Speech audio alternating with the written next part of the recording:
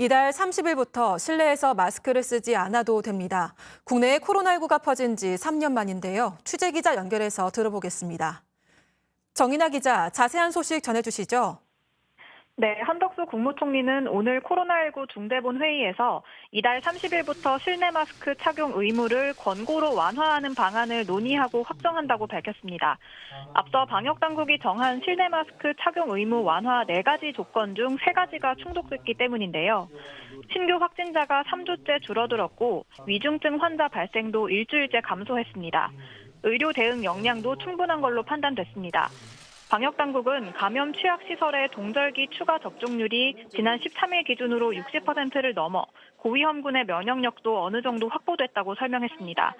또 설 연휴에 인구 이동이 많은 점을 고려해 30일로 정했다고 밝혔습니다.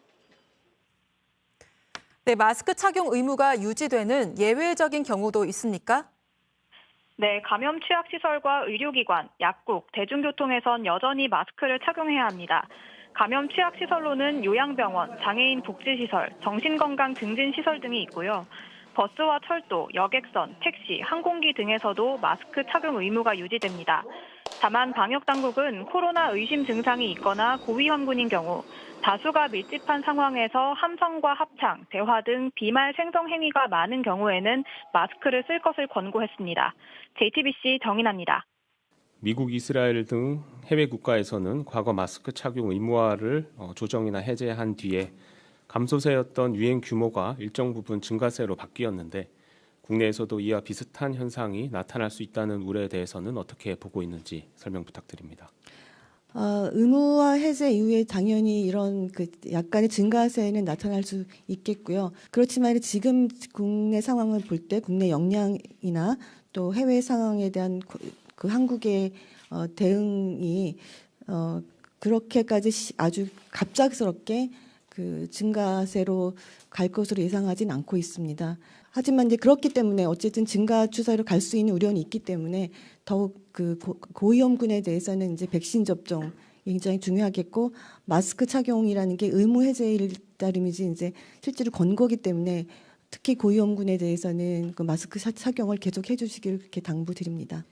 마스크 착용을 권고로 조정한 이후에 급격한 감염 재확산 또는 위협적인 신규 변이 유행 등의 상황이 발생한다라면 마스크 착용 의무화를 또 다시 시행할 가능성이 있는지에 대해서 확인해 달라고 했습니다. 급격하게 그 재확산이 증가할 것으로 그렇게 생각되지는 않습니다만은 신규 변이가 국내에 들어오더라도 저희가 이제 그 변이의 분석은 충분히 잘 하고 있기 때문에 그 신규 변이가 정말 뭐 오미크론 때처럼 굉장히 빠른 속도로 국내에 확산을 해서 우리의 의료 대응 역량에 굉장히 이제 위협이 될 만큼 그런 수준이 되지 않는다면은 마스크 착용을 재의무화를 그렇게 다시 시행할 것 같지는 않고요. 하지만 이제 그 여러 가지 변수들이 있기 때문에 이런 것들을 다 종합해서 모니터링하면서 검토하겠습니다.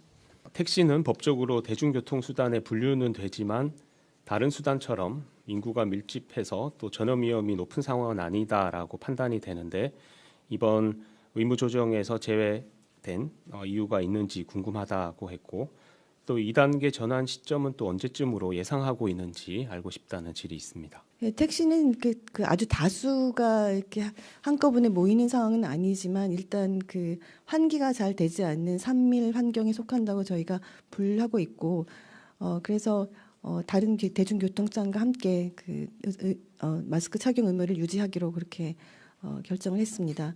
그 2단계 전환 시점은 앞에서도 말씀드린 것처럼 이제 위기 단계가 심각해서 경계나 주의로 하향되면서 그 코로나19가 2급이 아닌 이제 4급으로 단계 조정이 되면은 그때 시행할 수 있을 것으로 생각됩니다. 예.